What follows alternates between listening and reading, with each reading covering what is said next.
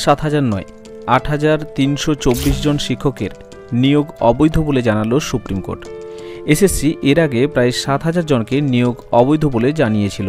এবার প্রশ্ন উঠছে, 8,324 জন শিক্ষকের নিয়োগ অবৈধ হলে পুরো প্যানেল কেন বাতিল করা হলো তা নিয়ে প্রশ্ন।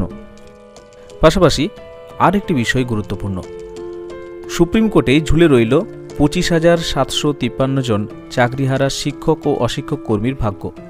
কলকাতা হাইকোর্টের নির্দেশে স্থগিতাদেশ দিল না প্রধান বিচারপতি ডিওয়াই চন্দ্রচূড়ের নেতৃত্বাধীন বেঞ্চ। এদিন শুনানি পর্বে প্রধান বিচারপতি বলেন, পুরো বিষয়টা আমরা বিবেচনা করে দেখব।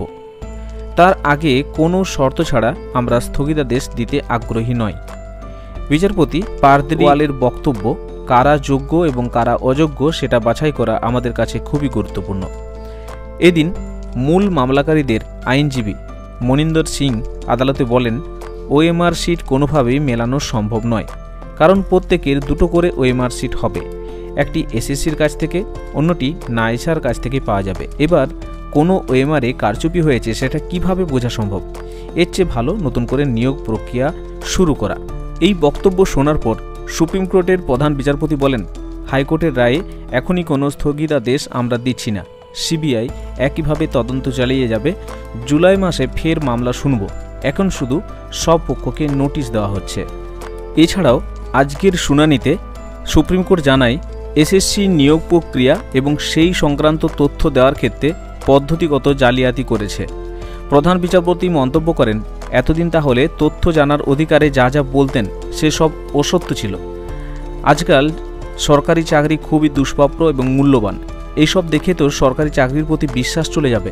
এখনও সমাজের পিছিয়ে পড়া অংশের মানুষ নিজের সন্তানদের সরকারি চাকরি হবে ভেবে আশায় থাকেন।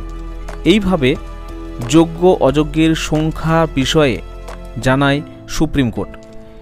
এর পাশাপাশি এসএসসিকে তুমুল ভর্ৎসনা করেন সুপ্রিম কোর্ট। সুপ্রিম কোর্টের প্রধান বিচারপতি ডিওয়াই চন্দ্রচূড় বলেন, এসএসসি দায়িত্ববানের মতো কাজ করেনি। যে কেউ এসএসসির অফিসে ঢুকে যাচ্ছেন আর এসএসসি তা জানে না, এটা কি করে হয়? আপনারা নাইসাকে দায়িত্ব দিয়েছিলেন, আর সেই নাইসা অন্য এক সংস্থাকে নিয়ে আপনাদের অফিসে ঢুকে গেল। অদ্ভুত ব্যাপার, সেটা আপনারা জানতেন না? এটা কিভাবে হয়?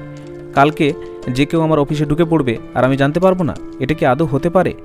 এইভাবে এসএসসিকে তুমুল ভর্ৎসনা করেন সুপ্রিম কোর্টের প্রধান বিচারপতি।